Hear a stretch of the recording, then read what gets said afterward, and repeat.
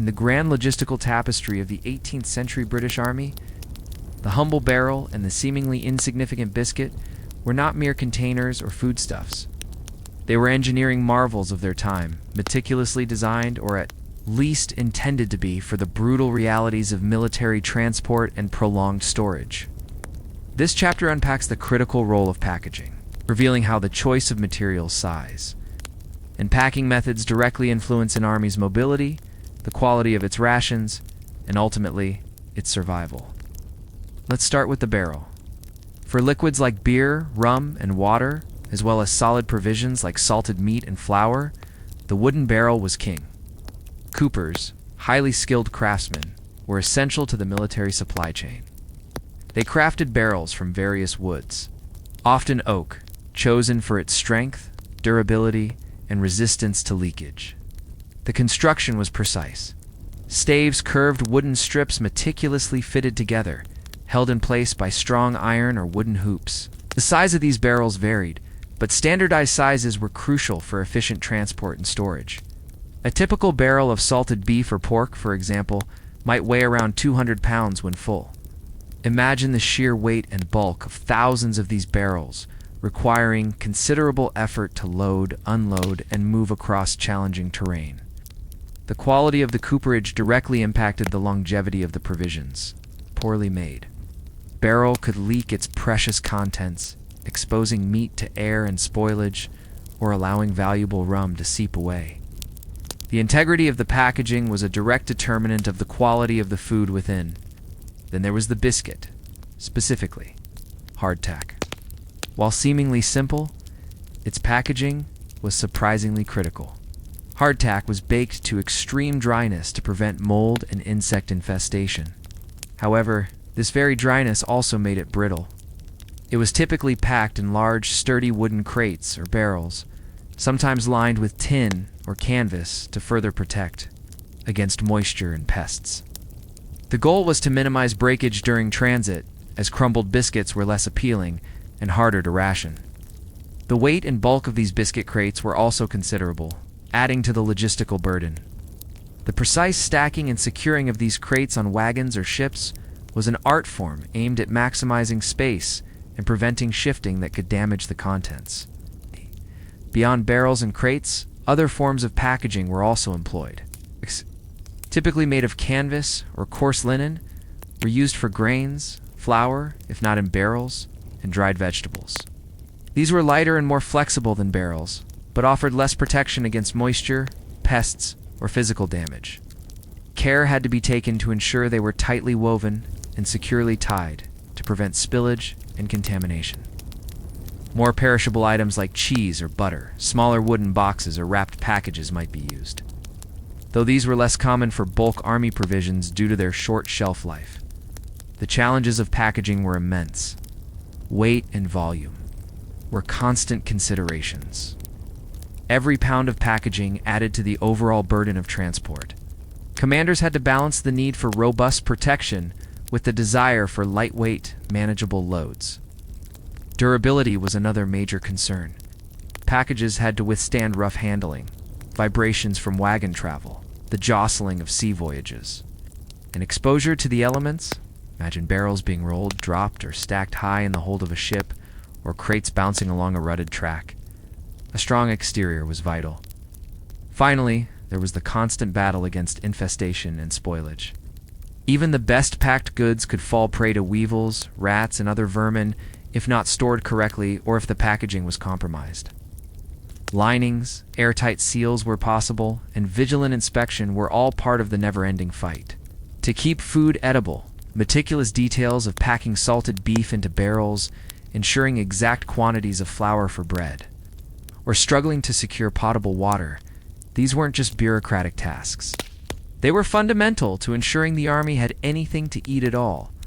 The very success of a campaign often hinged on whether these seemingly mundane containers and their contents arrived intact and edible, a silent testament to the critical, unsung role of packaging in 18th century military logistics. While the official ration scale dictated a soldier's primary sustenance, the reality of campaigning in the 18th century often meant that these provisions were insufficient, monotonous, were simply unavailable.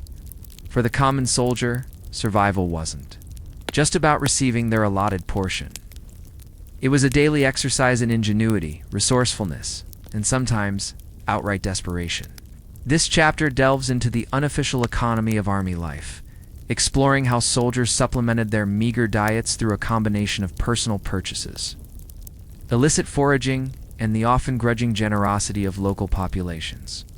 This human element reveals the true daily struggle against hunger and the lengths to which men would go to put something extra in their bellies. One of the most common ways soldiers supplemented their diet was through sutlers. These were private merchants, often women, who followed the army, setting up makeshift stalls or moving wagons to sell goods to the troops. Sutlers provided a limited range of items that were either not part of the official ration or were available in better quality. Think of them as mobile convenience stores for the army. A soldier might buy bread baked fresh rather than hardtack, or purchase cheese, butter, eggs, or even fresh vegetables when available. For those with a little money, typically from their meager pay or from selling scavenged goods, sutlers offered a welcome respite from the monotonous army fare. However, prices were often exorbitant, especially during active campaigns or when supplies were scarce, leading to complaints of exploitation. The sutler's tent, bustling with soldiers trying to stretch their pennies, was a microcosm of the army's unofficial economy, fueled by the universal desire for something more, something fresh. Foraging, or living off the land, was another prevalent method, though often officially forbidden or heavily regulated. In practice, however, it was widespread. When passing through fertile countryside, soldiers might acquire chickens, pigs, sheep, or vegetables from farms. This could range from polite requests and purchase rarely to outright theft and plunder, especially in enemy territory. The line between legitimate foraging and looting was often blurry, and commanders frequently struggled to control their hungry troops, as undisciplined foraging could alienate local populations and create unrest. Imagine a detachment of soldiers, exhausted and hungry, stumbling upon a village. The temptation to liberate a few chickens or a sack of potatoes would be immense, regardless of regulations. This informal supply chain was vital for survival, but came at a high cost, both to discipline and to the army's reputation. Hunting and fishing were also practiced by individual soldiers or small groups, particularly when stationed near forests or rivers. While not a reliable source for an entire army, it could provide a welcome change of diet for those lucky or skilled enough to procure it. Soldiers might fashion makeshift fishing lines or use their muskets to hunt small game, adding precious protein to their diet. The exchange of goods or services was another form of supplementation. Soldiers might trade their rum ration for another's bread, or sell items they acquired stolen or otherwise to civilians for food. Skills like tailoring or shoemaking, if possessed by a soldier, could be bartered for provisions. This informal bartering system highlighted the fluidity of value in a military context, where a small comfort could be worth more than a day's pay. The impact of this unofficial supplementation was profound. While it helped keep soldiers alive and occasionally boosted morale, it also underscored the Army's systemic failure to consistently provide adequate and varied rations. It fostered indiscipline, led to friction with civilian populations, and sometimes resulted in harsh punishments for soldiers caught looting. Yet for many, it was a necessary evil. A daily struggle for survival that went beyond the regulations and into the very core of human need. The beyond the ration world was a testament to the soldier's resilience, cunning, and the fundamental human drive to satisfy hunger, no matter the cost. To truly understand the 18th century British soldier's existence, one must look beyond the grand strategies and glorious battles and focus on the mundane yet utterly critical reality of their daily meal. What precisely landed on a soldier's plate, or more accurately, in his mess tin each day? And what was the sensory experience of consuming these provisions day in and day out, often for years on end? This chapter plunges into the gritty details of the army ration, exploring its composition, its preparation, and its profound impact on the physical and psychological well-being of the troops. The standard daily ration for a British soldier, while theoretically consistent, varied, significantly based on location, availability, and the whims of contractors. However, a common allowance on active campaign typically consisted of bread or biscuit. This was the cornerstone. If bread was available, it was usually a coarse, dark loaf, often baked from unrefined flour. More often, especially on march. Or at sea, it was hardtack, a notoriously hard, dry biscuit made from flour and water. Imagine trying to eat something so hard it could break teeth, often requiring it to be soaked in water, ground into a paste, or smashed with a musket butt. The taste was bland, at best, and often tainted by age or weevils. Meat. The primary protein was almost universally salted beef or pork. This meat, heavily preserved, was incredibly tough, stringy, and salty. It required extensive soaking, often overnight, to render it even marginally palatable. Boiling was the most common method of preparation, turning the meat into a gray, unappetizing chunk. Fresh meat was a rare luxury, usually only available when an army could live off the land, or when livestock could be driven along with the troops. The monotony of salted meat day after day, week after week, led to a deep-seated revulsion among many soldiers. Peas or oatmeal. These provided some carbohydrates in bulk. Peas would be dried and boiled into a thick porridge or soup. Oatmeal served a similar purpose, often boiled with water, or if fortunate, some meat drippings.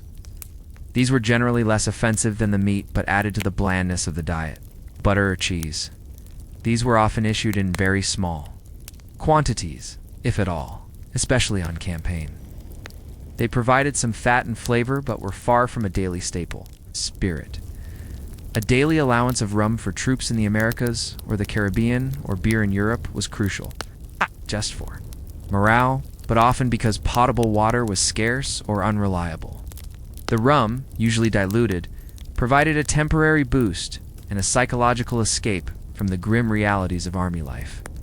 For many soldiers, this was the most anticipated part of their daily ration. The preparation of these rations was rudimentary.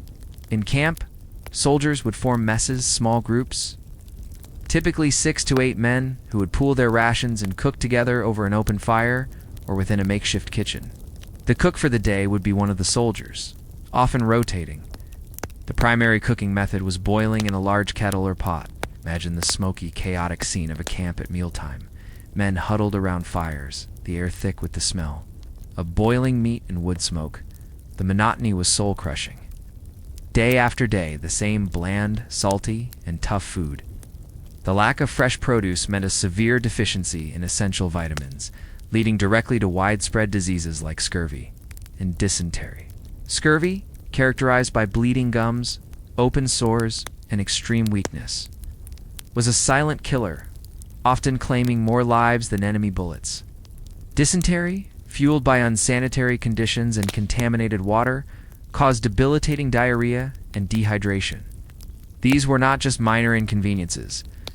They were chronic conditions that debilitated entire regiments, reducing their fighting effectiveness and often leading to agonizing deaths.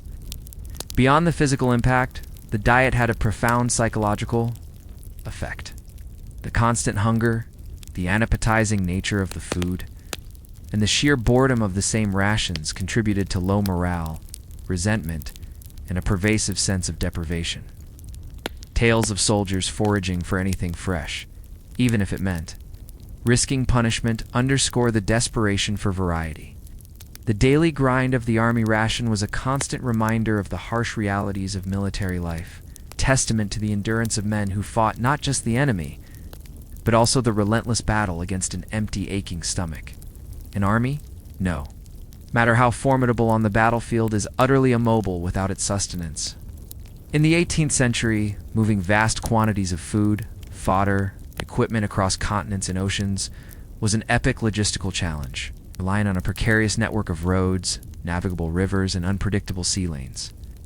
This chapter delves into the arduous journey of military supplies, highlighting the immense effort, the constant dangers, and the sheer time involved in transporting the British Army's lifeline.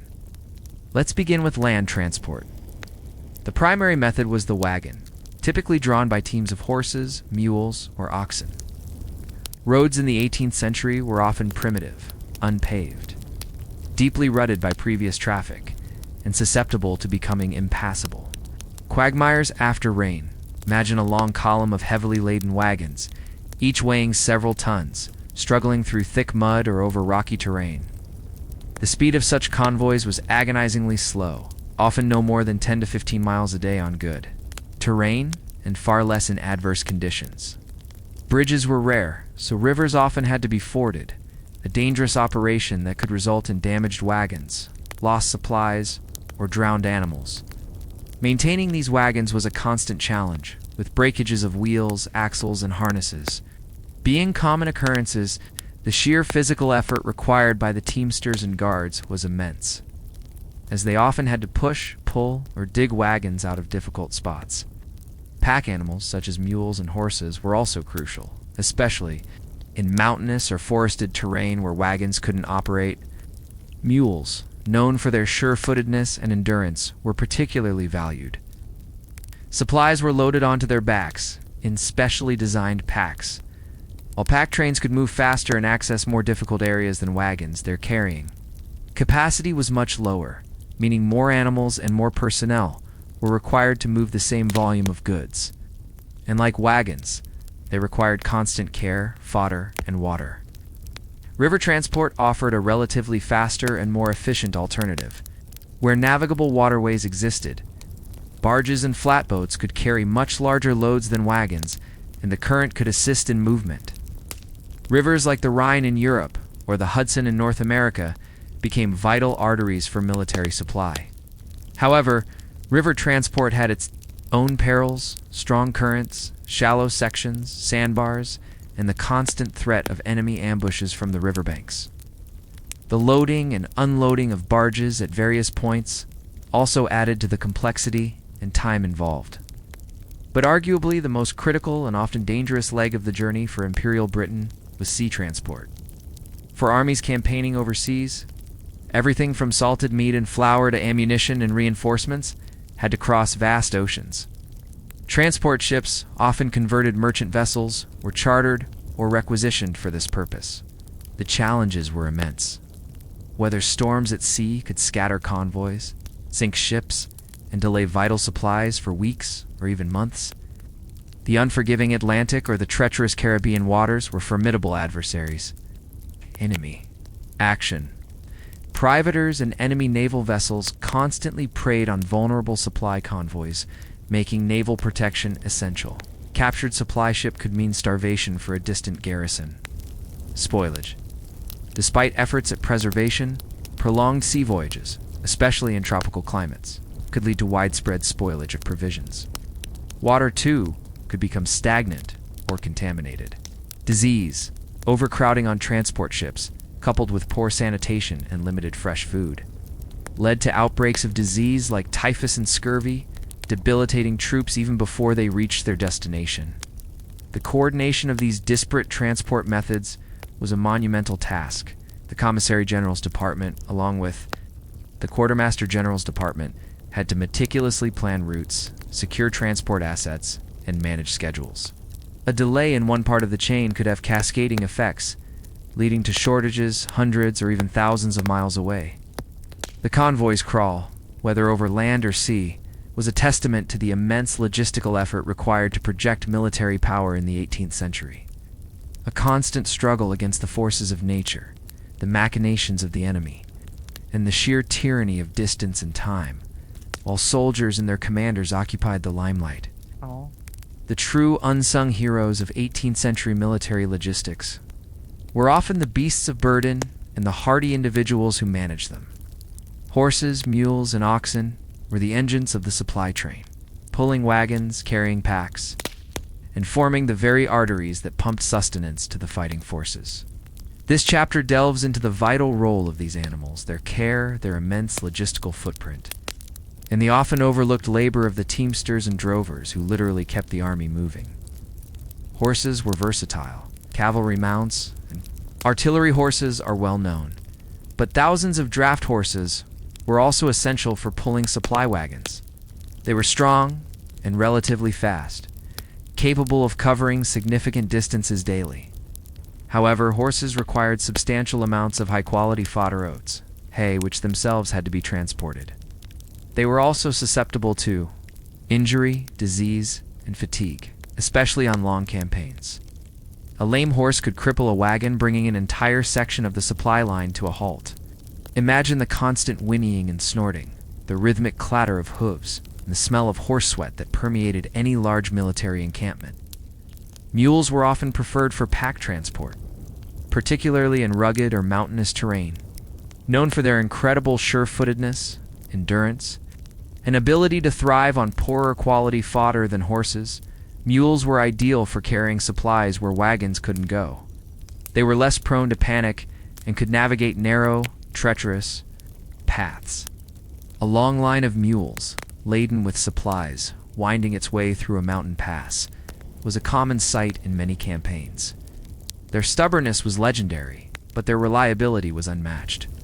Oxen, while slower than horses or mules, possessed immense strength and incredible endurance, particularly for pulling heavy loads over difficult ground. They were also less susceptible to disease than horses and could subsist on coarser forage, often used for the heaviest wagons or artillery. Peace's oxen represented the brute force of the supply train. The slow, steady pace of an ox-drawn wagon was a familiar sight, a testament to raw, enduring power.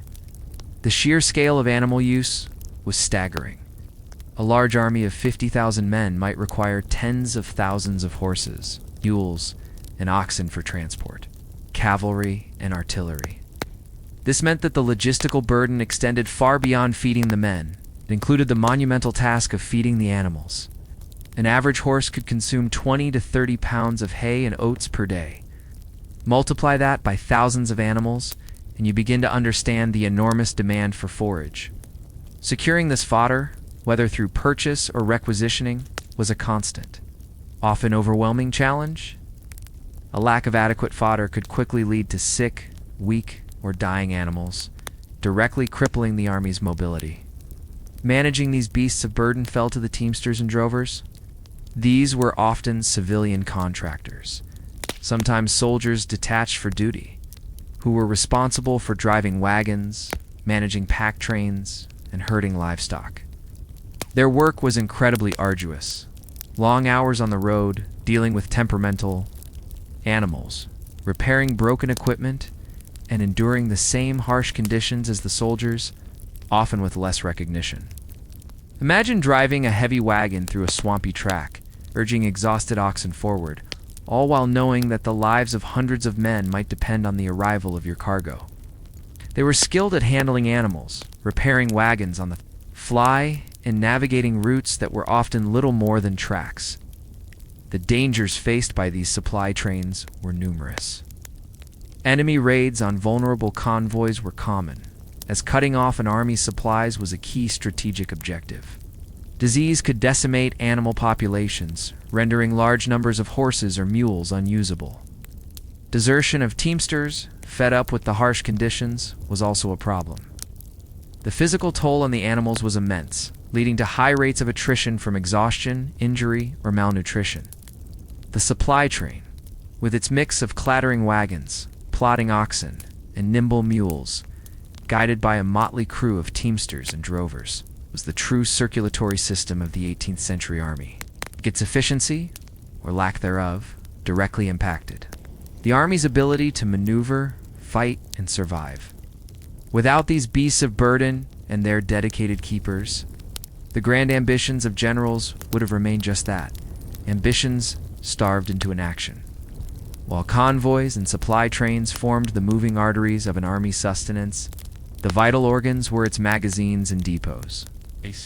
These fixed points, ranging from hastily constructed field stores to vast, fortified, permanent warehouses, were the strategic hubs where provisions were collected, stored, and distributed.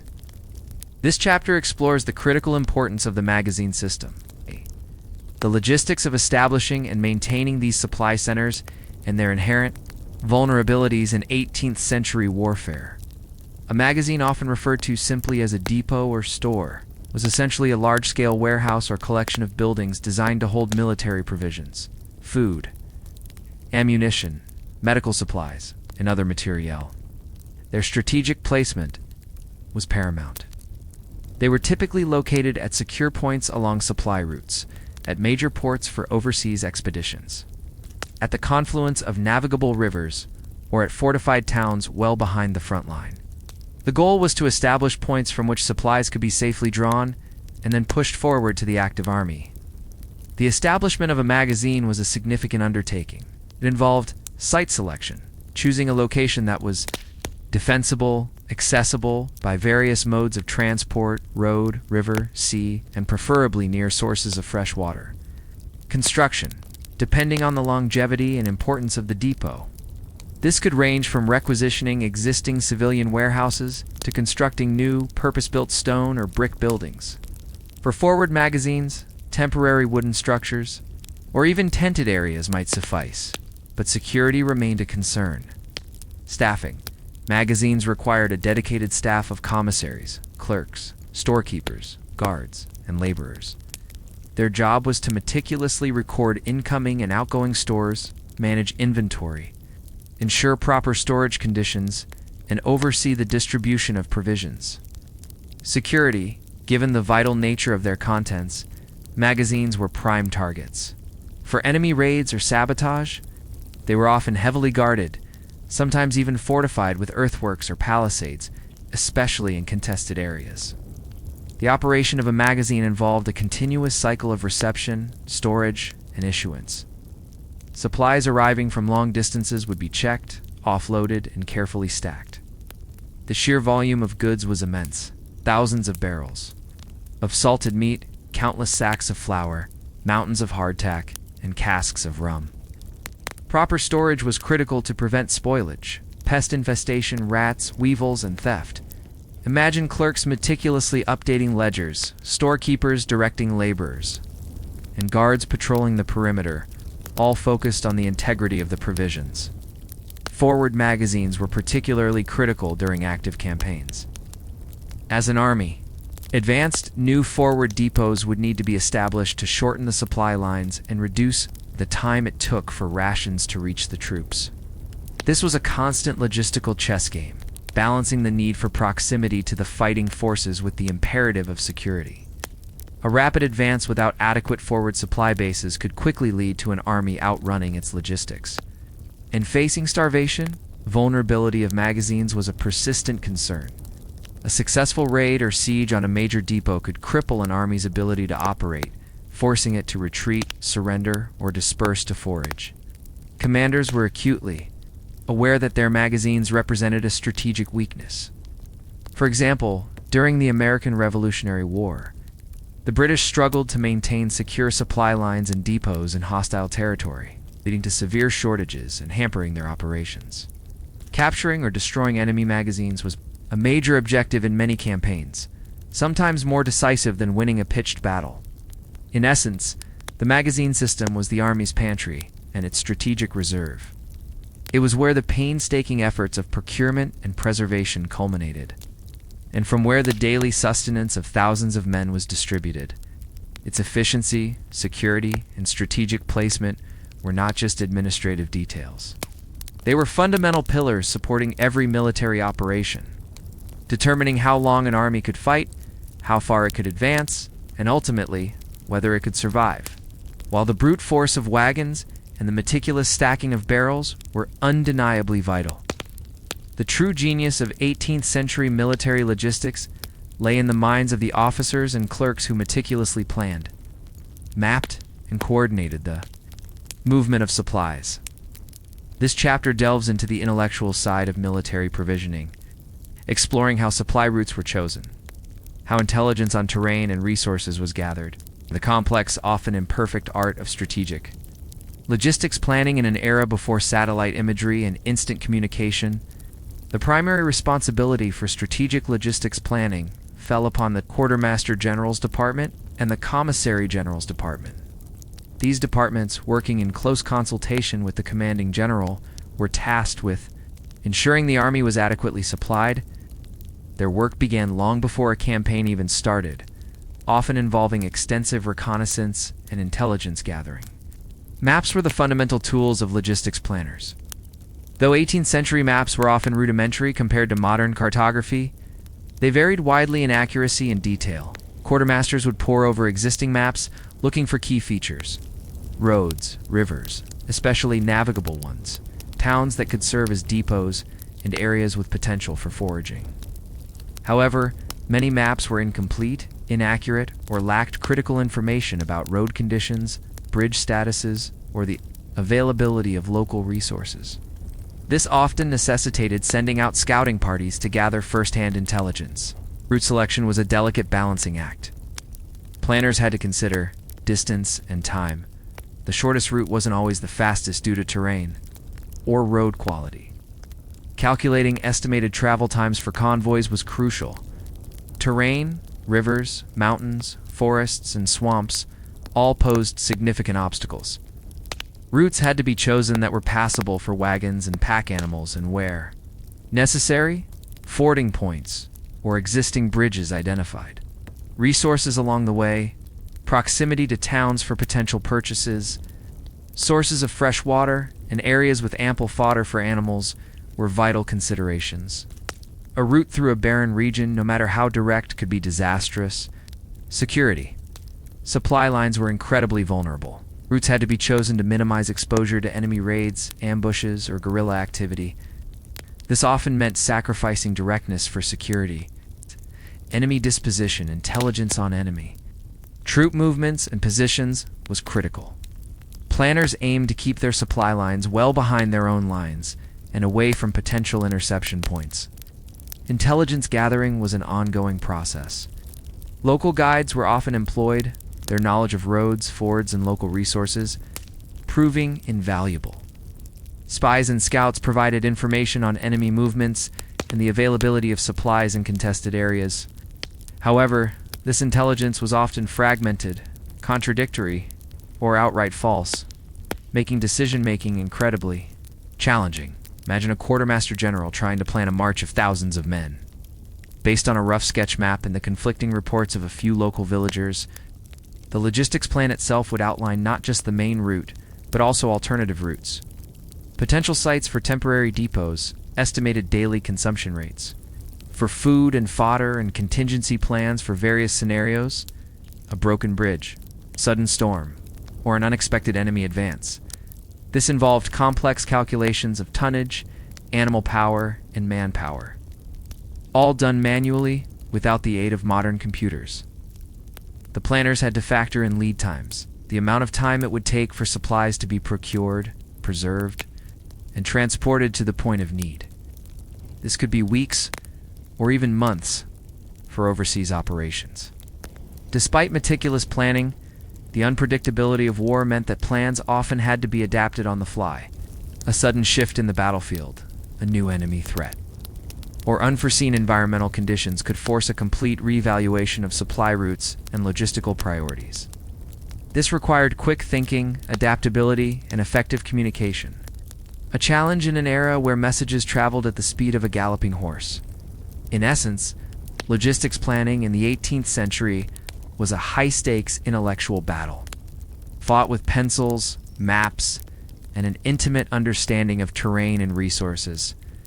It was the silent war waged behind the lines, a war of foresight, calculation, an adaptation that determined whether an army would march on its stomach or simply starve in its tracks. The success of military campaigns often hinged not just on the bravery of soldiers, but on the invisible ingenuity of those who navigated the unknown to keep them fed. To truly grasp the labyrinthine complexity of 18th century military logistics, let's follow a single, seemingly innocuous item: a barrel of salted beef. This isn't just a commodity. It's a testament to thousands of miles traveled, countless hands involved, and numerous perils overcome. Our barrel, let's imagine, begins its epic journey in the bustling port of Cork, Ireland, a major provisioning hub for the British Empire. It's destined for a hungry soldier on campaign in North America during the American Revolutionary War. Phase 1. The Butcher and the Barrel Cork. Ireland, our journey begins in the grimy, blood-soaked environs of a cork slaughterhouse. Cattle, driven for days from the Irish countryside, are butchered. Cuts of beef, meticulously selected for curing, are then transported to a salting house. Here, the beef is heavily salted, either by rubbing with dry salt or immersion in brine. Then packed tightly into sturdy oak barrels, typically holding around 200 pounds of meat. Coopers work tirelessly, hammering hoops into place, ensuring the barrels are watertight. Each barrel is marked with its contents, origin, and sometimes a packing date. This initial stage is a flurry of manual labor, the air thick with salt and the smell of raw meat. Phase 2. The sea voyage Cork to New York. North America once filled and sealed, our barrel is rolled onto a wagon, perhaps joining hundreds of others for the short journey to the docks of Cork. There, it's hoisted by crane or rolled down gangplanks into the dark, cavernous hold of a transport ship. This ship, chartered by the commissary department, is part of a larger convoy, protected by naval warships to guard against French or American pervaders. The voyage across the Atlantic is a perilous one, lasting anywhere from 6 weeks to 3 months, depending on weather and destination. Our barrel endures constant pitching and rolling, the damp, confined space of the hold, and the oppressive heat of the ship's interior. Rats might gnaw at its wooden exterior, and the constant motion risks dislodging its contents. The crew monitors the cargo, hoping to prevent spoilage, but the fight against decay is constant. Phase 3. Port arrival and initial storage, New York. City, North America, after weeks at sea. Our ship finally reaches the bustling port of New York City, now under British control. The barrel is offloaded, a laborious process involving gangs of dockworkers. It's then moved to a large army magazine or depot on the waterfront. Here, it sits amidst thousands of other barrels, crates of hardtack, sacks of flour, and casks of rum. Clerks meticulously record its arrival in ledgers, noting its condition. It might remain in this central depot for weeks or even months, awaiting orders to move further inland. The air in the depot is cool and dry, a temporary reprieve from the harsh sea. Phase 4. Up the river and inland New York to upstate New York, Canada border now. Our barrel is needed by an army campaigning in upstate New York near the Canadian border. It's loaded onto a river barge on the Hudson River, a slower but more efficient mode of transport for bulk goods than land. The barge is towed upstream, battling currents, navigating around sandbars, and occasionally pausing at smaller way stations. The journey upriver might take days or weeks. Along the way, the convoy might be escorted by small military detachments to protect against enemy ambushes from the riverbanks. Phase 5. The wagon train from riverhead to field camp from a river. Landing point, our barrel is transferred once more, this time onto a heavy supply wagon, pulled by a team of horses or oxen. It joins a wagon train, a long, vulnerable column stretching for miles, winding its way through rough, unpaved roads, forests, and across small streams. The wagon lurches and bounces, its wooden wheels churning through mud and dust. Teamsters shout, urging their animals onward. Guards keep a wary eye out for ambushes. Rain turns the road into a quagmire, slowing progress to a crawl. The barrel, once a pristine container, now bears the scars of its journey. Scrapes, stings, and the pervasive grime of the road. Phase 6. The Soldiers' Mess Field Camp. Frontier finally, after months of travel and untold miles, our barrel reaches a forward field depot, a temporary collection point near the active army. From here, a quartermaster's detail or a regimental commissary collects it. It's then taken to a regimental camp and ultimately to a specific company's cooking fire. A soldier, perhaps named Thomas, part of a small mess group, watches eagerly as the barrel is opened. The strong, salty aroma of the cured beef fills the air. The meat is tough, gray, and requires long boiling to become edible. Yet for Thomas and his comrades, This unappetizing chunk of salted beef is a lifeline, a hard-won victory in the relentless battle against hunger. The journey of this single barrel illustrates the immense logistical effort required to sustain an army in the 18th century. Every stage was fraught with challenges, from spoilage and damage to enemy interception and the tyranny of distance. The fact that any of these barrels reached their destination, let alone remained edible, is a testament to the sheer scale of human and animal effort, and the often overlooked logistical artistry that defined warfare in this tumultuous era. Behind every marching army, beyond every firing musket, lay the relentless, thankless, and often overwhelming burden of keeping it supplied. At the heart of this complex operation was the quartermaster, an officer whose duties extended far beyond the battlefield into the meticulous, often maddening world of logistics. This chapter delves into the quartermaster's quagmire, exploring the immense responsibilities, the constant pressures, and the personal stresses of an officer whose success was measured not in glorious victories, but in the mundane delivery of food, fodder, and vital supplies. The quartermaster's role was multifaceted, encompassing everything from procurement and storage to transportation and distribution. Unlike a line officer whose focus was combat, the quartermaster's battlefield was the supply chain itself, fraught with its own unique set of enemies, spoilage, theft, delay, and incompetence. Imagine a quartermaster general responsible for an entire army of tens of thousands of men, needing to ensure that every single one received their daily ration regardless of terrain, weather, or enemy action. Their responsibilities included procurement, while large-scale contracts were handled by the Commissary General's department. Quartermasters in the field often had to secure local provisions. This meant negotiating with farmers, dealing with reluctant merchants, and sometimes requisitioning supplies from a hostile populace. It required sharp wits, good negotiating skills, and often thick skin to deal with complaints and resistance. Storage and management of depots. Quartermasters were responsible for establishing and maintaining supply depots and magazines. This involved securing suitable buildings, overseeing their construction, if necessary, managing the loading and unloading of vast quantities of provisions, and meticulously tracking inventory. The constant threat of spoilage, pest infestation, and theft meant vigilance was paramount.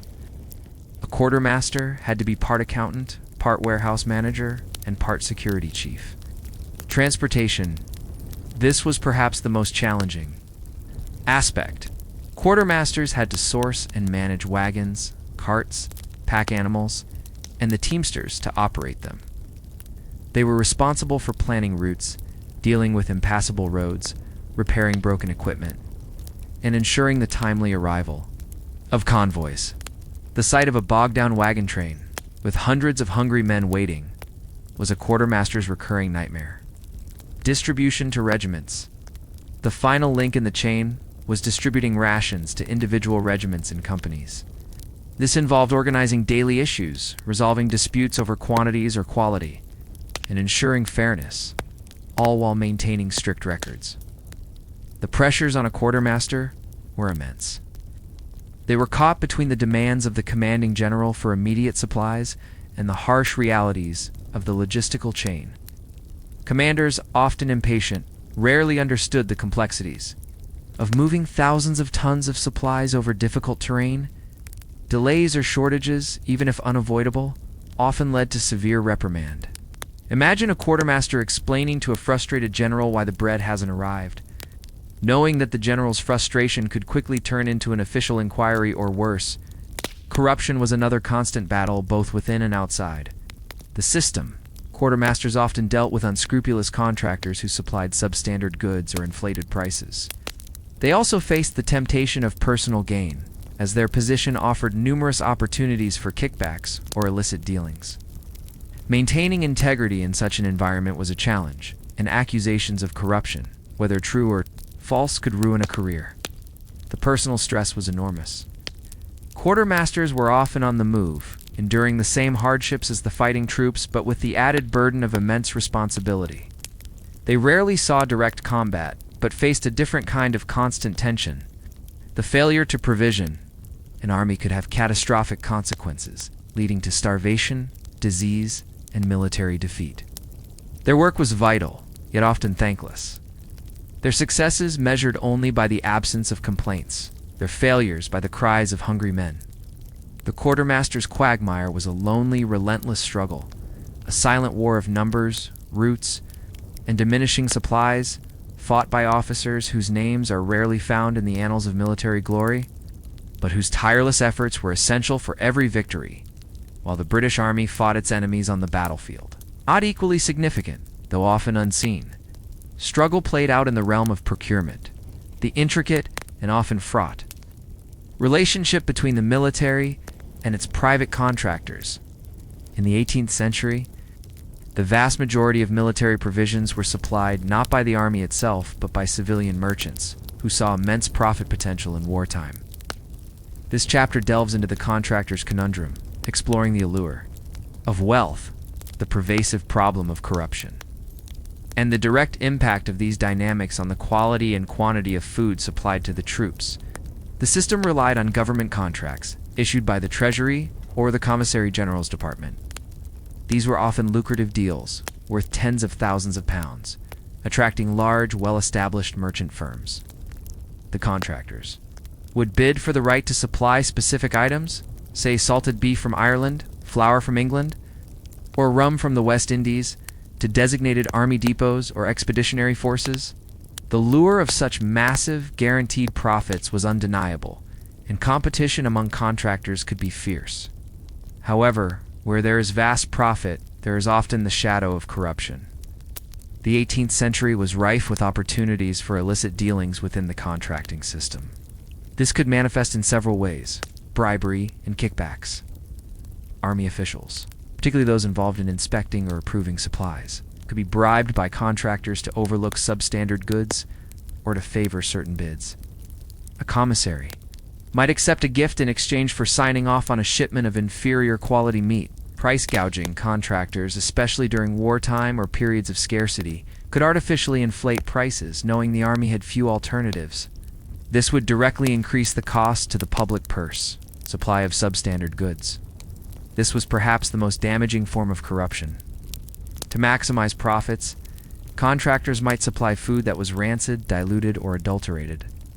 Salted meat might be insufficiently cured, leading to rapid spoilage. Flour could be mixed with cheaper, inert substances. Rum might be watered down. While contracts specified quality, enforcement was often lax, particularly once supplies were far from the point of origin. Imagine a barrel of beef arriving in North America. It's only for the soldiers to discover it's rotten, despite being certified as prime by an inspector who was likely bribed back in England. Short measures and defective packaging, contractors might supply less than the agreed-upon quantity, or use flimsy packaging that led to spoilage or leakage during transport. The impact on quality was direct and devastating. Soldiers frequently complained about the poor quality of their rations. Accounts are full of references to putrid meat, weevily biscuits, and stagnant water. This wasn't just a matter of taste, it was a matter of health and survival. Poor quality food directly contributed to widespread illness, malnutrition, and low morale.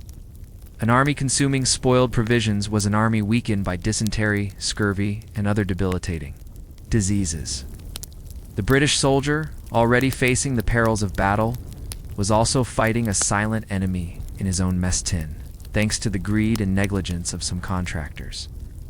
The army did attempt to implement oversight mechanisms. Commissaries and quartermasters were supposed to inspect goods upon delivery.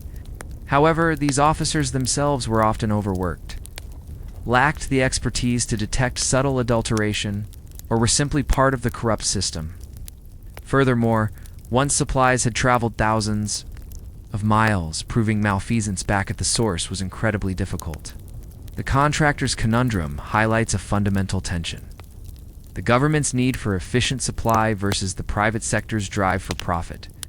While many contractors were honest and performed vital services, the pervasive nature of corruption meant that a significant portion of the army's budget was wasted on inferior goods, and countless soldiers suffered the direct consequences. This unseen battle against graft and greed was as constant and often as deadly as any skirmish on the battlefield, profoundly impacting the effectiveness and endurance of the British Army in the 18th century. In the brutal realities of 18th century warfare, enemy muskets and cannon fire were far from the only threats to a soldier's life. A more insidious, silent, and often more devastating foe lurked within the very provisions meant to sustain them: nutritional deficiencies. This chapter delves into the devastating impact of these dietary shortcomings, focusing particularly on the pervasive menace of scurvy and other widespread ailments that relentlessly plagued the British Army, often claiming more lives than battle itself. The monotonous and limited diet of the 18th century soldier was inherently unbalanced. As we've discussed, the staples were typically salted meat, hardtack, and some form of grain or pea, fresh fruits, vegetables, and dairy products. Crucial sources of vitamins and minerals were almost entirely absent, especially on long campaigns or sea voyages. This deficiency created a perfect breeding ground for diseases. Scurvy was the most notorious and terrifying of these ailments. Caused by a severe lack of vitamin C ascorbic acid, scurvy would begin subtly, with fatigue and lethargy, often dismissed as mere exhaustion. However, it quickly progressed to horrifying symptoms: bleeding gums and loose teeth. The gums would swell, turn purple, and bleed profusely, leading to teeth loosening and eventually falling out. Open sores and bruises. Skin would become prone to bruising, and old wounds would reopen and refuse to heal. New sores would appear spontaneously, often developing into large, painful ulcers. Extreme weakness and joint pain. Muscles would waste away, and joints would become excruciatingly painful, making movement agonizing. Internal hemorrhage. In advanced stages, internal bleeding could occur, leading to organ failure and death. Imagine an entire regiment, not just a few individuals, afflicted by scurvy. Men would be too weak to stand, let alone march or fight. Their bodies would be covered in grotesque sores, their mouths a bloody mess. The psychological impact of seeing comrades waste away in such a manner was devastating for morale. While Dr. James Linn's work on citrus as a cure for scurvy on naval ships was known by the mid-18th century, its systematic implementation in the Army was incredibly slow and inconsistent due to logistical challenges and bureaucratic inertia. Obtaining and transporting fresh lemons or limes for thousands of men in remote locations was a monumental task, often deemed impractical. Beyond scurvy, other nutritional deficiencies and poor sanitation led to a host of other ailments. Dysentery. This was a massive killer.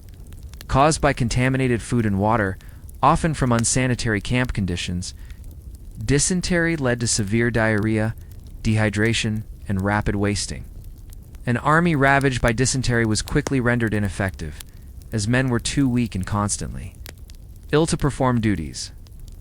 Typhus camp fever. Spread by body lice. Typhus thrived in overcrowded, unsanitary military camps where bathing and clean clothing were luxuries. While not directly a nutritional deficiency, a weakened body from poor diet was more susceptible to its ravages. Malnutrition and general weakness, even without overt disease. A diet lacking in variety and essential nutrients left soldiers chronically weak, fatigued, and susceptible to common colds, fevers, and infections that a healthy body could easily fight off. Recovery from injuries was prolonged. Sheer numbers are chilling. In many 18th century campaigns, more soldiers died from disease and malnutrition than from enemy action. For example, during some campaigns in North America or the West Indies, disease could account for 80 to 90% of casualties. The boring aspects of food quality control and the painstaking struggle to secure fresh provisions were not just administrative details. They were matters of life and death on a vast, tragic scale. The silent scourge of nutritional deficiencies was a constant companion to the British soldier, a stark reminder that even the most formidable military could be brought to its knees, not by enemy steel, but by the relentless, invisible march of disease, born from an empty and unbalanced plate. For any army, sustenance is not merely a logistical challenge. It is the very foundation of its fighting spirit and discipline. When the supply lines faltered and the soldier's belly remained empty, the consequences were far more profound than just physical weakness. This chapter delves into the dire outcomes of failed logistics, the specter of famine, the desperate act of mutiny, and the catastrophic collapse of morale that could cripple an army more effectively than any enemy assault. The most immediate and terrifying consequence of supply failure was famine. Imagine a large body of men, sometimes numbering in the tens of thousands, suddenly facing severe food shortages. This wasn't a gradual decline. It could be abrupt, caused by a lost convoy, a captured depot, or an army outrunning its supply lines. Soldiers, already on meager rations, would quickly deplete their emergency stores. Hunger would set in, first as a gnawing discomfort, then as an agonizing torment. Men would become gaunt, their faces hollow, their eyes reflecting a primal desperation. They would resort to eating anything, roots, bark, even leather if desperate enough. The physical toll would be immense. Weakness, susceptibility to disease, and an inability to perform even basic duties. The mere rumor of an empty larder could spread panic faster than any battlefield news. The breakdown of food supply directly led to a catastrophic decline in morale. A hungry soldier is a resentful soldier, the bond of trust between officers.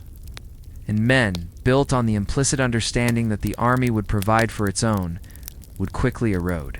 Soldiers would feel abandoned, neglected, and exploited.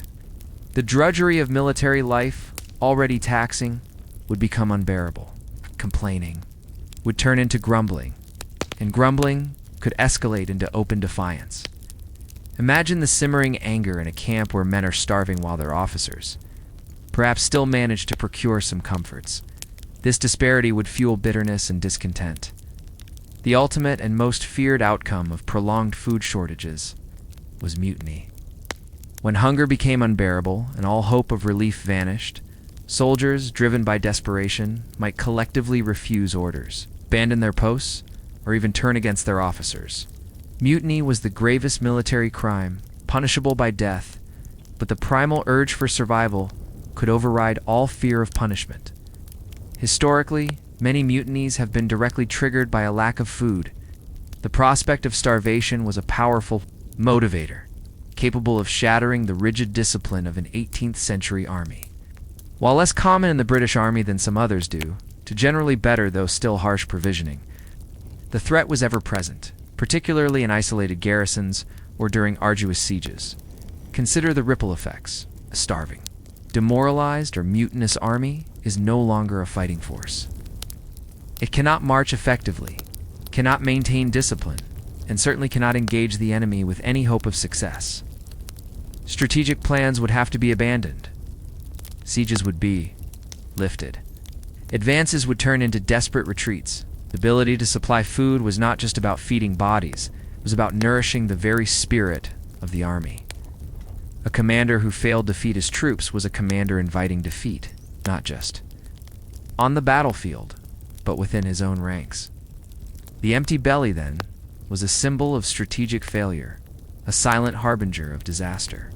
It transformed soldiers from disciplined fighting men into desperate individuals willing to risk everything for a mouthful of food. Understanding these grim consequences of logistical failure underscores the immense importance of those boring details of procurement, transportation, and storage. For the 18th century soldier and the commanders who led them, the quest for sustenance was not a minor administrative detail. It was the difference between holding the line and utter collapse, between survival and succumbing to the relentless, silent enemy of starvation. While formal contracts and elaborate supply chains were the ideal, the reality of campaigning in the 18th century often forced armies to rely on a far more immediate and often brutal method of acquiring food: requisitioning.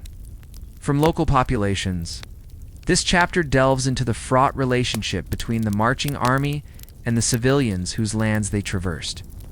Exploring the practice of forced levies, the devastating impact on communities, and the varied forms of resistance or grudging cooperation that resulted, this dynamic reveals a darker side of logistics, where the army's hunger directly impacted the lives and livelihoods of ordinary people. Requisitioning was the official military demand for goods or services from a local population, often with little or no immediate payment. It differed from foraging or looting in that it was organized and usually authorized by commanders, often with the promise of future compensation which rarely materialized in full. When an army, especially a large one, moved through a region, its immense needs could not always be met by its own supply lines.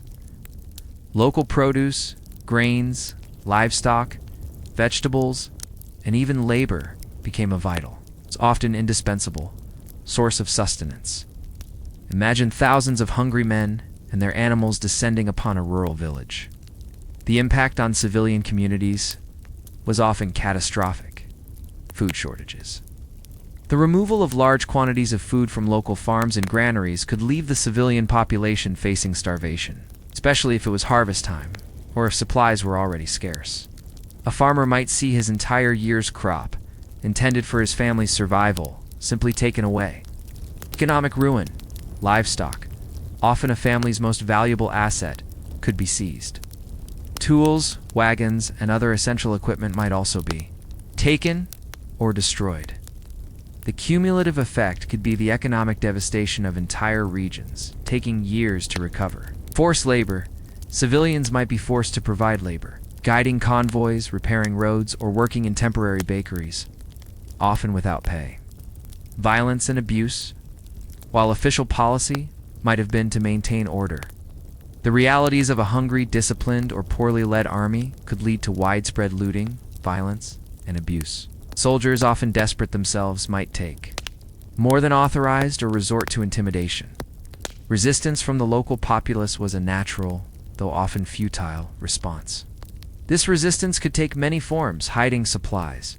Farmers would attempt to conceal their harvests, livestock, or valuable possessions in secret caches, hoping to avoid detection by the requisitioning parties. Their grain or driving their cattle into remote forests at the sound of approaching troops. False information. Civilians might deliberately misinform army scouts about available resources or the best routes, attempting to divert the troops away from their own communities. Passive resistance. This might involve simply moving slowly, pretending not to understand orders, or offering minimal effort when forced to provide labor. Active resistance, guerrilla warfare, in some cases, particularly in hostile territory.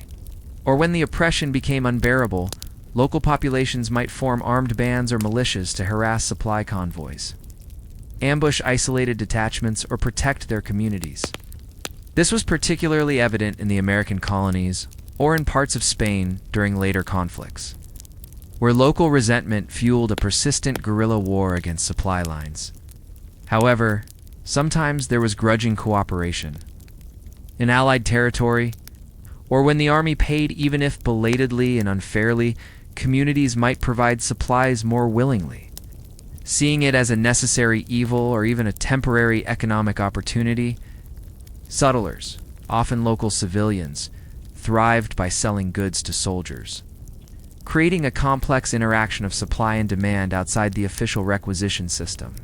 The legality and morality of requisitioning were often debated, but in practice, military necessity almost always trumped civilian rights. For commanders, it was a harsh but often unavoidable tool to keep their army fed. For the civilians caught in the path of a marching army, it was a brutal reality, a stark reminder that war's true cost extended far beyond the battlefield, directly impacting the lives and livelihoods of those who simply happened to live in the way of its insatiable hunger. The local levy was a testament to the army's deep dependence on the civilian infrastructure, and the often tragic consequences of that dependence. While the 18th century battlefield was a scene of chaos and brute force, the management of military logistics beneath the surface was a meticulously structured, albeit often imperfect, bureaucratic machine. At the heart of this system lay the commissary's ledger, a bulky, ant-stained book representing the painstaking effort to account for every morsel of food, every barrel of rum, and every penny spent. This chapter delves into the world of military record-keeping, exploring the ledger's manifests. and accounting practices that formed the silent backbone of the British Army's supply chain. In the ceaseless struggle for order amidst the chaos of war, Commissary General's Department was the central authority for military provisioning. Its officers and clerks, both at headquarters and in the field, were responsible for the immense task of tracking an army's entire food consumption. In an era before computers or even reliable copying machines, this was a manual, labor-intensive process, relying on pen, ink, and paper. The core of this system was the ledger. These large bound books contained detailed entries for every type of provision. Imagine a clerk, perhaps in a dusty tent or a makeshift office, meticulously noting incoming supplies, date of arrival, type of provision, for example, salted beef, quantity, for example, 25 barrels, quality, source contractor or depot, and the transport method. Every single item had to be recorded. Outgoing issues, date of issue, quantity issued to specific regiments or companies, and the signature of the receiving officer. This was crucial for accountability. Waste and spoilage. Records of provisions that had to be condemned due to spoilage, damage, or infestation.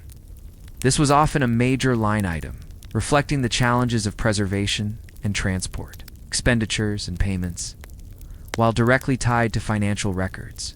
The commissaries also tracked payments made for local purchases or services, beyond the main ledger. Various other documents were crucial: manifests and bills of lading. These accompanied shipments from contractors or between depots, detailing the contents of a convoy or ship's cargo. They served as a checklist upon arrival. Requisition forms. Regiments would submit formal requests for rations, which would then be approved and recorded. Inspection reports. Documents detailing the findings of quality inspections, often signed by multiple officers. The purpose of this meticulous record-keeping was multifold: accountability. To ensure that provisions were not being pilfered or misused, and that contractors were delivering what they promised. Officers were held accountable for the supplies under their charge. Planning and forecasting.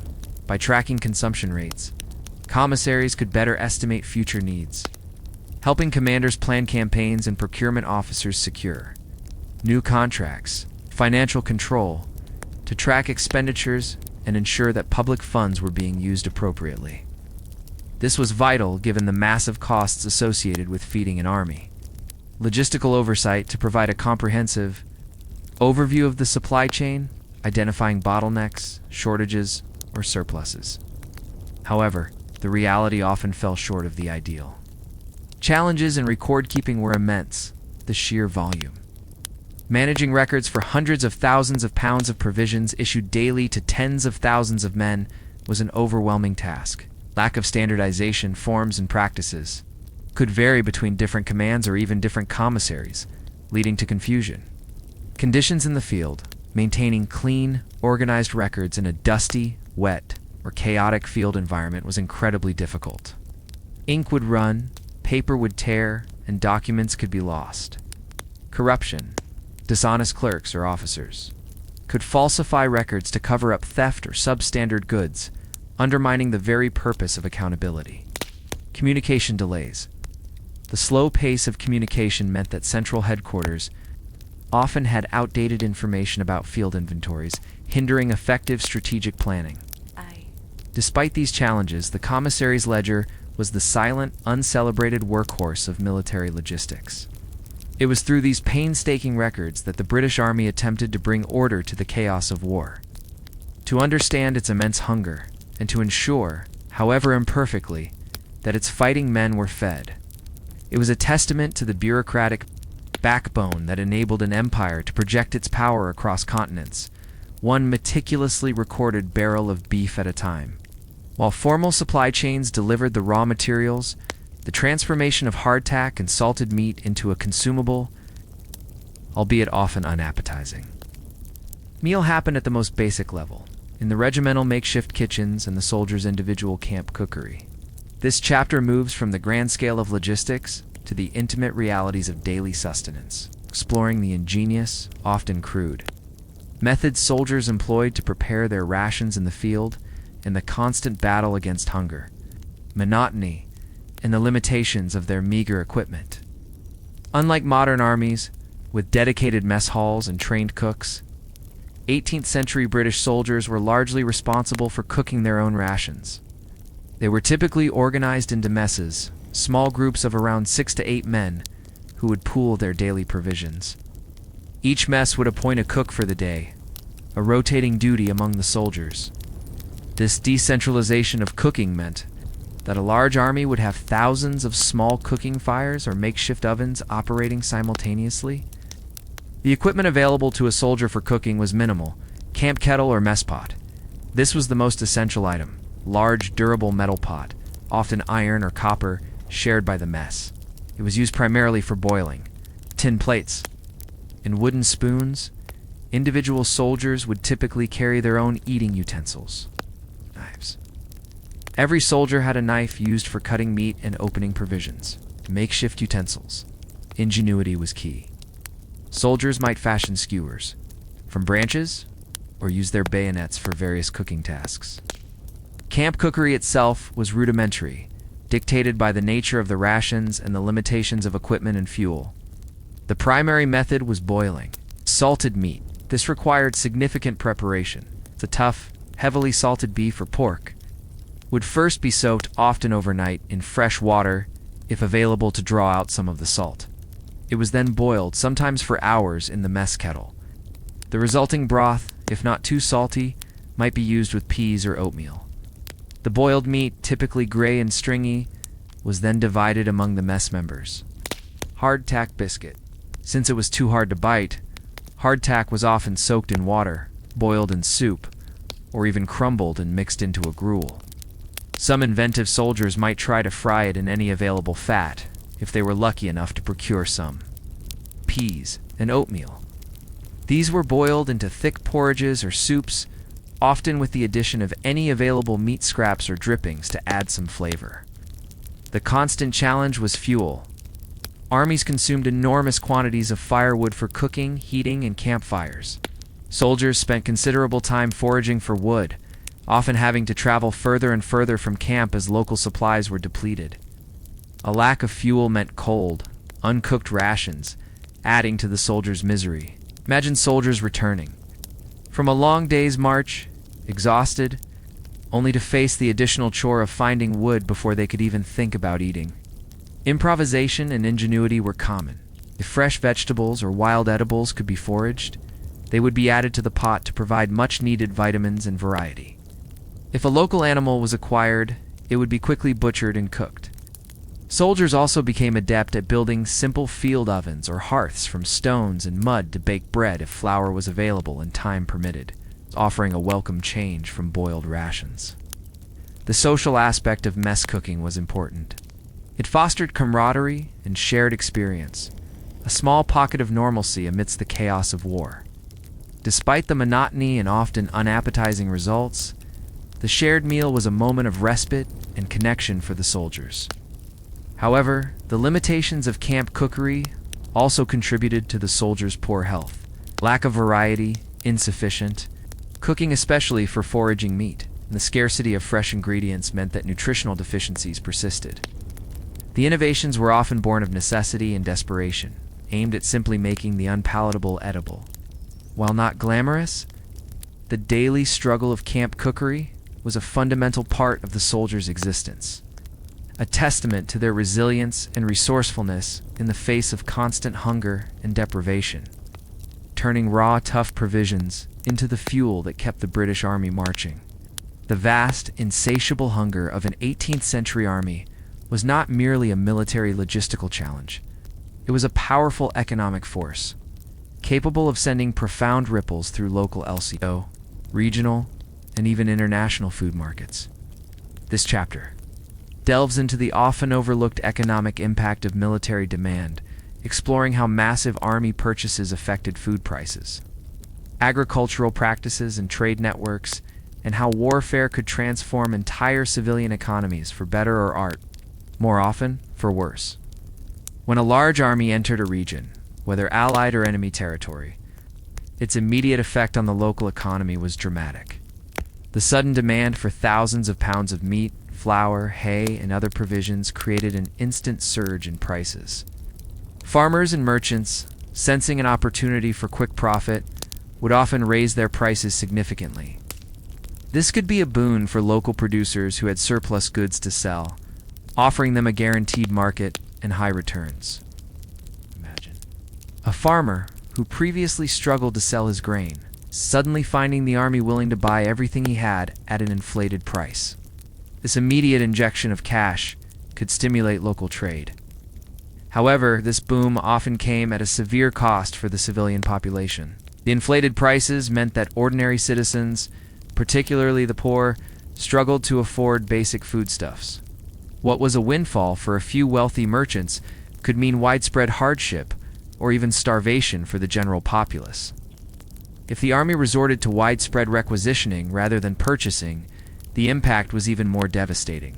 Entire harvests could be seized, leaving communities with nothing, leading to famine and resentment. The long-term effects on agricultural practices could also be significant. In regions frequently occupied by armies, farmers might shift their production towards crops or livestock that were easily sold to the military, rather than focusing on the needs of the local civilian market. This could lead to monoculture, making the region more vulnerable to crop failures or price fluctuations once the army moved on.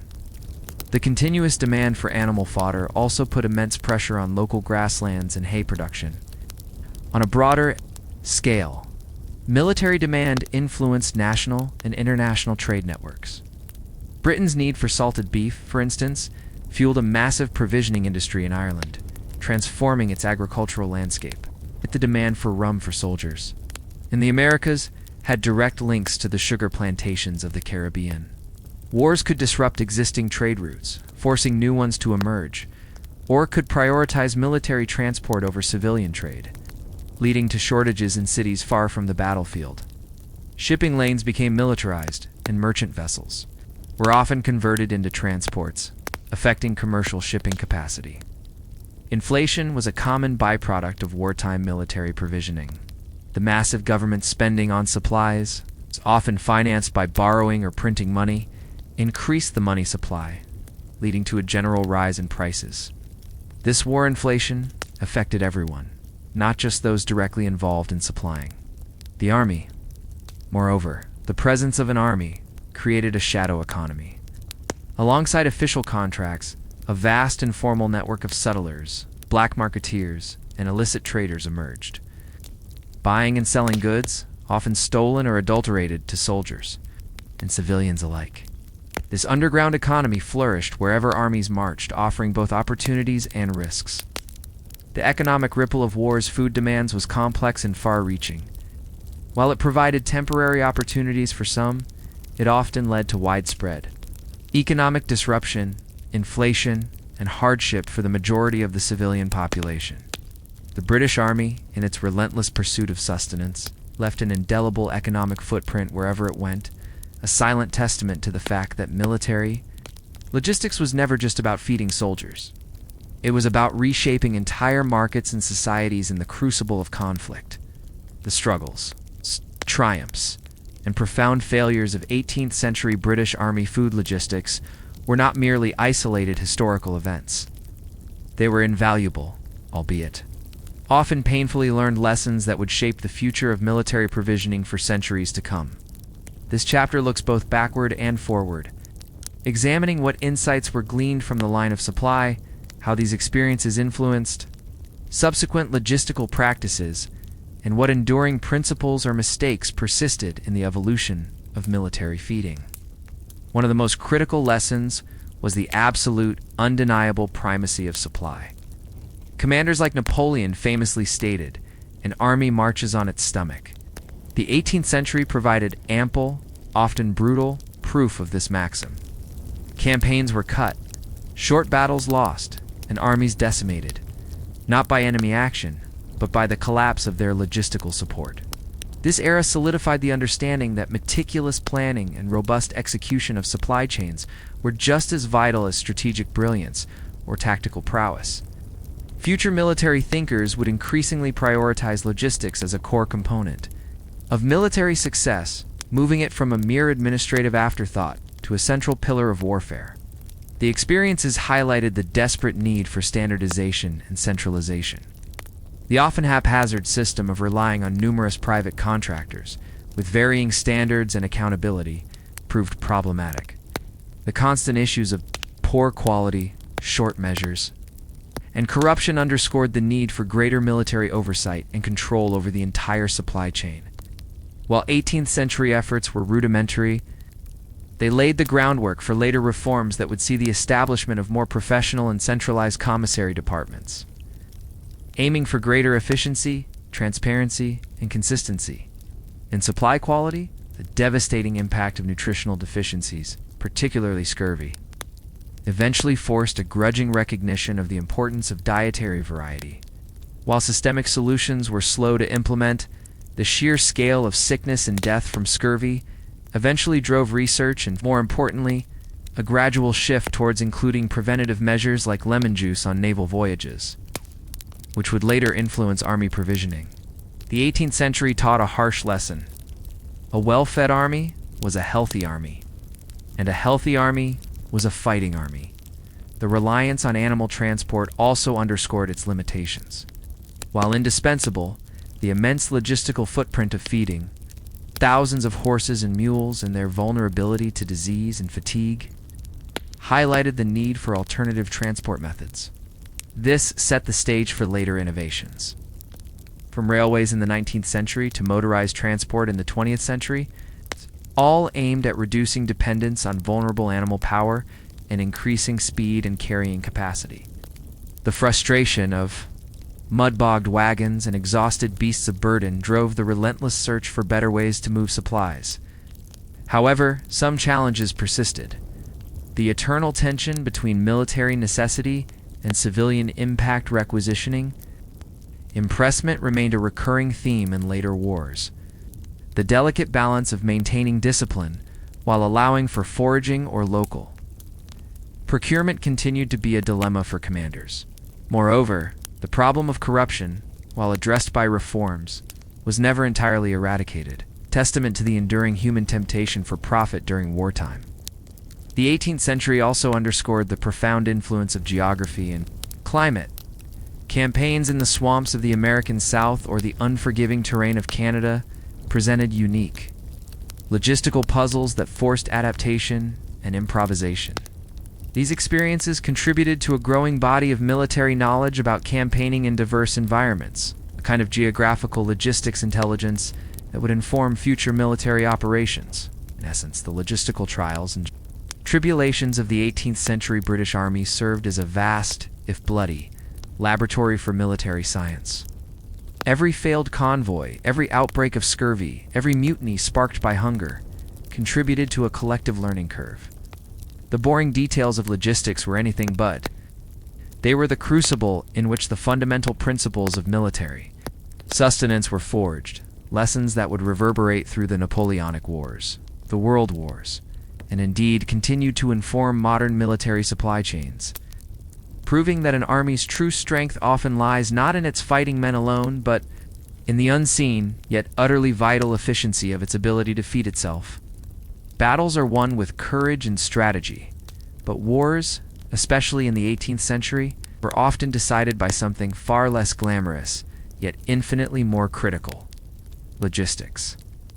This concluding chapter shifts our perspective from the micro details of a single barrel of beef to the macro impact of the entire supply system, arguing that the true unsung victories of the British Army were often not achieved on the battlefield, but in the meticulous, arduous, and often unseen triumph of feeding its fighting force. While we've avoided direct combat narratives, the shadow of battle looms large.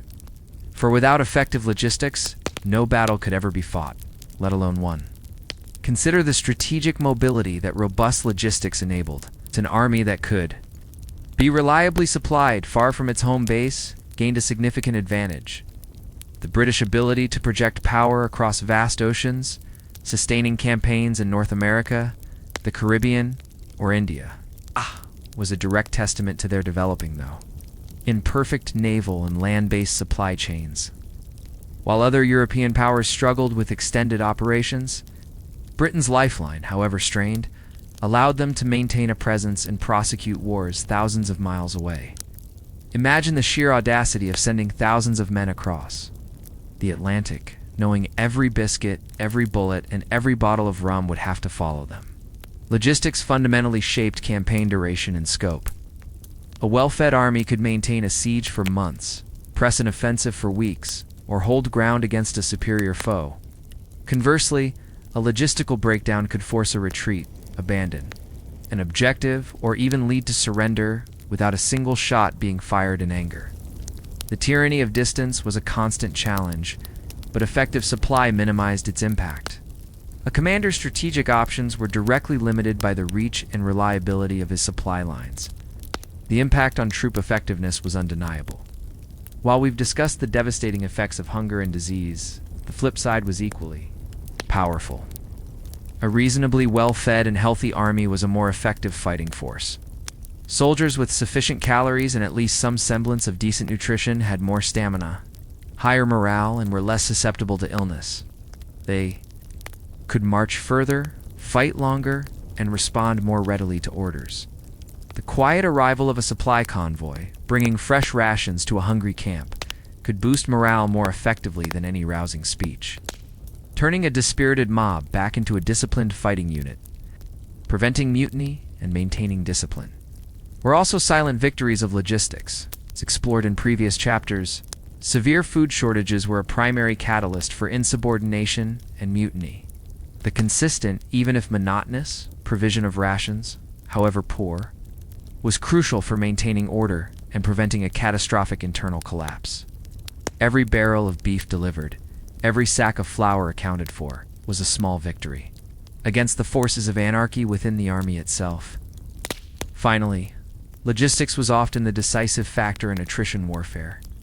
In many 18th century conflicts, the side that could sustain its forces longer, despite casualties, often emerged victorious. The ability to replace lost men, equipment, and crucially, replenish food stores allowed armies to endure punishing campaigns.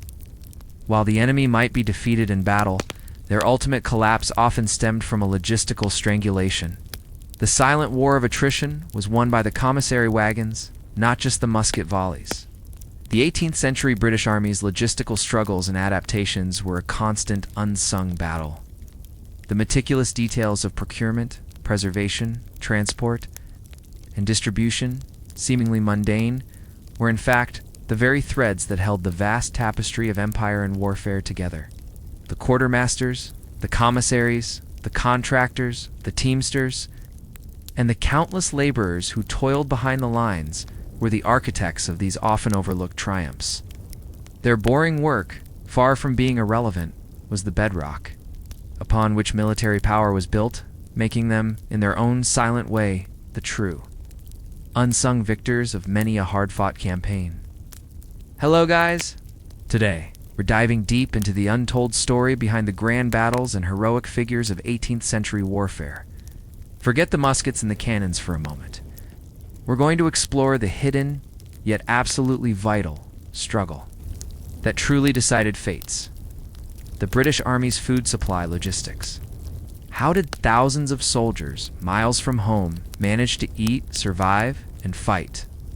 Join us as we uncover the meticulous, often chaotic, world of barrels of salted beef, endless supply trains, and the constant, desperate quest for a single life, sustaining meal that fueled an empire's ambitions. Step back into the late 1700s, time when armies were truly colossal undertakings, not just of fighting men, but of an equally vast, unseen infrastructure dedicated solely to their survival. Our journey begins far from the roar of cannons and the quiet negotiations and bustling markets where the very first calories for the British Army were procured. It's easy to imagine a soldier simply receiving his ration, but the process of getting that food to him was an epic in itself, a testament to the immense scale of military consumption.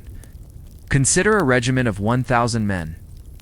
Each man on average required around 2 to 3 pounds of food per day. Multiply that by weeks, months, or even years of campaigning, and you begin to grasp the staggering demand. We're talking about hundreds of tons of provisions for a single expeditionary force. The primary method for supplying this insatiable appetite was through contracting. The British government, specifically the Treasury, and later the Commissary General's Department, would issue contracts to private merchants and suppliers. These weren't small local deals. They were massive tenders, often worth vast sums of money, stretching across continents. Imagine the pressure on these contractors. They weren't just buying food, they were guaranteeing the sustenance of an entire army. The typical contract would specify the type, quantity, and quality of provisions, along with delivery schedules and locations. For example, contract might stipulate the delivery of 10,000 barrels of salted beef from Cork, Ireland to a port in North America by a specific date. The precision required was astonishing, yet the execution was often fraught with challenges. These contractors, in turn, would source their goods from a myriad of sub-suppliers. For meat, this meant large-scale cattle purchases from farmers, often requiring livestock to be driven long distances to slaughterhouses. The preparation of salted beef and pork was an industry in itself.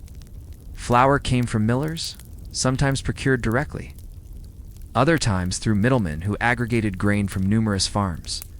Hardtack, the ubiquitous army biscuit, was produced in specialized bakeries, often working around the clock to meet demand. Each of these steps involved financial transactions, negotiations, and the logistics of moving raw materials. One of the greatest challenges in procurement was forecasting demand. Military campaigns were fluid.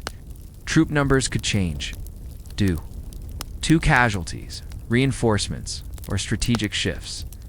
Estimating how much food would be needed, and for how long, in specific locations, was a constant guessing game. A miscalculation could lead to disastrous shortages or, conversely, wasteful surpluses that would spoil or be captured by the enemy. This was not a precise science, but an art based on experience, intelligence, and often a good deal of hopeful estimation. Then there was the quality control, or rather, the lack thereof. While contracts specified quality, enforcement was often lax, especially once food was far from its point of origin. Contractors, driven by profit, sometimes supplied inferior goods: meat that was poorly salted, flour that was mixed with adulterants, or biscuits riddled with weevils. The army had inspectors, but their effectiveness varied greatly. A common complaint from soldiers was the poor quality of their rations. A direct consequence of this often regulated procurement chain. Imagine being a soldier, thousands of miles from home, your life potentially on the line. The only thing standing between you and starvation is a barrel of rancid meat or a handful of worm-eaten biscuits. It wasn't just unpleasant, it was a threat to health and morale, a silent enemy far more insidious than the opposing forces. The procurement process also had a significant impact on local economies. When a large army arrived, it created an immediate surge in demand for food, fodder, and supplies. This could be a boon for local farmers and merchants, leading to increased trade and higher prices. However, it could also lead to inflation, shortages for the civilian population, and resentment, especially if the army resorted to forced requisitioning. In many ways, the arrival of a major military force was an economic shockwave, the ripple effects of which could be felt for years. The sheer act of sourcing food for an army was, in essence, creating a vast, temporary economy, intricately linked to the military's movements and needs. This invisible army of suppliers, contractors, and laborers, working behind the scenes, was just as crucial to the war effort as the soldiers themselves. In an era before refrigeration, canning, or rapid global transport, the ability to preserve food was not merely a convenience, it was the bedrock of military sustenance. Without effective preservation methods, armies could not campaign far from their bases, nor could they endure prolonged sieges or distant expeditions. The 18th century British Army relied on a surprisingly limited yet robust arsenal of techniques to keep food edible for months, sometimes even years. The primary methods were salting, drying, and smoking, each with its own science, challenges, and eventual impact on the soldier's diet and health. Let's begin with salting. particularly of meat. Beef and pork were the staples chosen for their density of calories and their relative resilience to spoilage when properly treated. The process was labor-intensive and required vast quantities of salt. After slaughter, the meat was typically cut into large pieces, then rubbed vigorously with dry salt, often coarse sea salt, or submerged in a concentrated brine solution. The salt drew out moisture through osmosis, creating an environment inhospitable to most bacteria. Imagine massive cooperages, bustling with activity, where thousands of barrels were filled daily. The quality of the salt mattered, as did the thoroughness of the curing process. Poorly salted meat would rot quickly, leading to immense waste and potential outbreaks of disease among the troops. The barrels themselves were crucial, made of sturdy wood, tightly hooped and often lined. To prevent leakage, a standard barrel might hold 200 pounds of beef. The scale of this operation, just for salting meat, was staggering. It was an industrial process, albeit one powered by manual labor. Drying was another fundamental method, especially for grains and sometimes vegetables. Flour, a primary component of hardtack and soldiers' bread, was dried to reduce moisture content, preventing mold and insect infestation. Hardtack itself, often called ship's biscuit or sea biscuit, was perhaps the epitome of dried army rations. It was made from simple flour and water, baked multiple times, until it was incredibly hard and dry, resembling a thick cracker or even a brick. The intent was to make it so dry that it wouldn't spoil. The reality, however, was that it was often incredibly difficult to eat, requiring soaking in water, breaking with a hammer, or crushing before consumption. Despite its unappetizing nature, hardtack was remarkably durable and calorically dense, making it indispensable for long campaigns and sea voyages. Imagine the noise in a military bakery, the rhythmic pounding of dough, the heat of the ovens, and the sheer volume of these rock-hard biscuits being produced. Smoking was also used, particularly for fish and some meats, though less commonly. For large-scale army provisions, then salting. The smoke contained compounds that inhibited bacterial growth, and the process also dried the food, contributing to its preservation. However, it was generally slower and less suited for the massive quantities needed by a standing army. The challenges of preservation were manifold. Firstly, the environmental conditions during transport and storage were rarely ideal. Barrels of salted meat might be exposed to extreme heat or dampness, compromising the curing. Insects, particularly weevils and flour and biscuits, were a constant plague. Rats and other vermin were also a perpetual threat to stored provisions, capable of destroying vast quantities of food. The sheer volume of preserved food also created its own problems. Storing thousands of barrels required enormous warehouses, and managing stock rotation to ensure older provisions were consumed first was a logistical nightmare. The nutritional consequences of relying heavily on preserved foods were severe. Salting leached many essential vitamins, particularly vitamin C. This deficiency was a primary cause of scurvy, a debilitating and often fatal disease that ravaged armies, sometimes claiming more lives than enemy fire.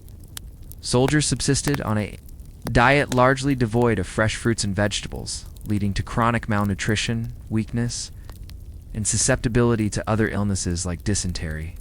The act of preservation, while necessary for military mobility, inadvertently created a silent epidemic within the ranks. Understanding these preservation methods isn't just about the techniques. It's about grasping the fundamental nutritional limitations that defined the soldier's existence and tragically cut short countless lives during military campaigns.